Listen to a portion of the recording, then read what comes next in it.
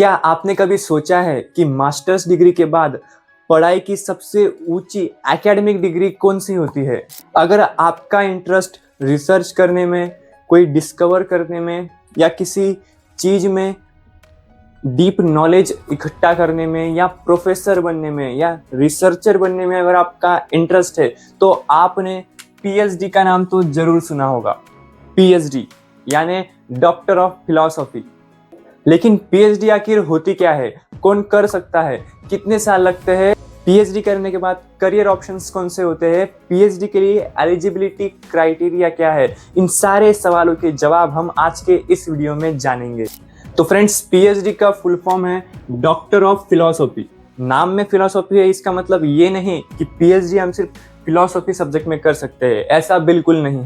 PhD एक research based doctoral degree है जो हम अलग अलग सब्जेक्ट्स में कर सकते हैं, जैसे इंग्लिश, फिजिक्स, केमिस्ट्री, बायोलॉजी और कई सारे सब्जेक्ट्स में, जैसे एजुकेशन हो गया, उसमें भी हम पीएचडी कर सकते हैं। ऐसे कई सारे सब्जेक्ट्स में हम पीएचडी कर सकते हैं, मतलब उस सब्जेक्ट में हम रिसर्च कर सकते हैं, उस सब्जेक्ट के हम स्पेशलिस्ट बन सकते हैं, उस सब्जेक्ट में हम कुछ नया खोज कर सकते हैं, कुछ डिस्कवर कर सकते हैं और अपने रिसर्च के आधार पर थीसिस तैयार करनी होती है।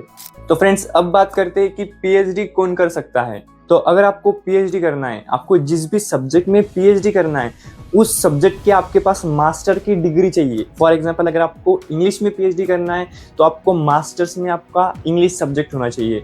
अगर आपको हिंदी में पीएचडी करनी है तो मास्टर्स में आपको हिंदी की आपके पास मास्टर्स की डिग्री चाहिए। मतलब आपको जिस भी सब्जेक्ट में पीएचडी करनी है उस सब्जेक्ट की आपके पास मास्टर्स की डिग्री चाहिए होती है। अभी अगला क्वेश्चन और सबसे इम्पोर्टेंट क्वेश्चन, क्या ग्रेजुएशन के बाद पीएचडी कर सकते हैं? तो कुछ यूनिवर्सिटीज में और कुछ प्रोग्राम्स में आप सीधे ग्रेजुएशन के बाद पीएचडी कर सकते हो, लेकिन कुछ यूनिवर्सिटीज में आपको मास्टर डिग्री आपके पास होनी चाहिए, तभी आप पीएचडी कर सकते हो। तो अगर आपका गोल पीएचडी करना है, किसी सब्जेक्ट में डीप रिसर्च करना है, 12th के बाद ग्रेजुएशन देन मास्टर्स देन आप पीएचडी कर सकते हो। ये एक कॉमन पाथवे होता है, पहले 12th करना, फिर ग्रेजुएशन करना, फिर मास्टर्स करना, देन पीएचडी। ये एक कॉमन पाथवे है। तो फ्रेंड्स, अब बात करते हैं कि पीएचडी कोर्स कितने साल का होता है।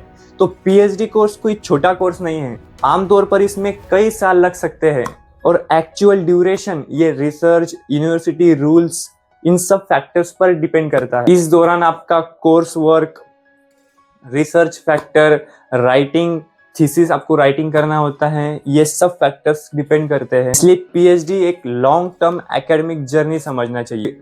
अगर आपको रियल एग्जाम दूं तो मेरे रिलेटिव्स में लोगों ने पीएचडी करके रखी है।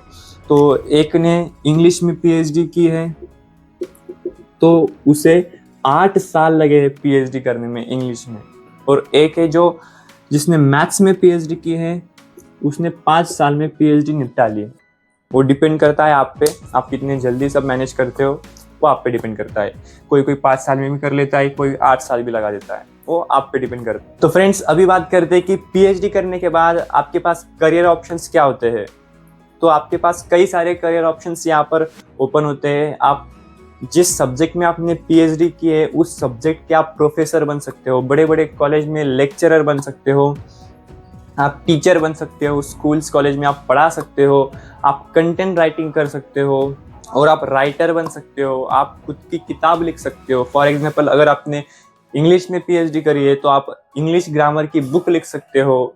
मतलब कई सारे ऑप्शन आपके पास यहाँ पर अवेलेबल होते हैं। अब बात करते हैं कि पीएचडी किसे करनी चाहिए। अगर आपका इंटरेस्ट किसी एक सब्जेक्ट में है और उस सब्जेक्ट में आपको डिटेल पढ़ाई करनी है, उस सब्जेक्ट में आपको रिसर्च करनी है, तो आपको पीएचडी करनी चाहिए। लेकिन अगर आपको जल्दी जॉब चाहिए तो आपके लिए पीएचडी नहीं है, क्योंकि पीएचडी एक लॉन्ग टर्म कोर्स है और सिर्फ डिग्री के लिए और नाम के आगे डॉक्टर लगाने के लिए आप पीएचडी कर रहे हो तो ये आपके लिए रॉन्ग डिसीजन हो सकता है। इसलिए पीएचडी करने से पहले सबसे पहले अपना इंटरेस्ट देखो, आपका इंटरेस्ट किस सब्जेक्ट में है, कि आपको सही में उस सब्जेक्ट में डीप रिसर्च करने में आपका इंटरेस्ट है, तो आपके लिए पीएचडी एक बेस्ट करियर ऑप्शन हो सकता है। तो फ्रेंड्स, मैं मिलता हूं आपसे अगले वीडियो में। आपको जिस भी करियर गाइडेंस पर वीडियो चाहिए, आप इस वीडियो के नीचे कमेंट कर देना, मैं उस करियर गाइडेंस के ऊपर एक डिटेल वीडियो लेकर आऊँगा। जो करियर गाइडेंस पर आपको वीडियो चाहिए उसके टॉप के लोगों से बात करके आपके सामने साफ और आसान भाषा में रखने की कोशिश करूंगा। इसलिए कमेंट में आपका कंफ्यूजन जरूर लिखिए। मैं मिलता हूं आपसे अगले वीडियो में, तब तक के लिए keep learning and keep growing.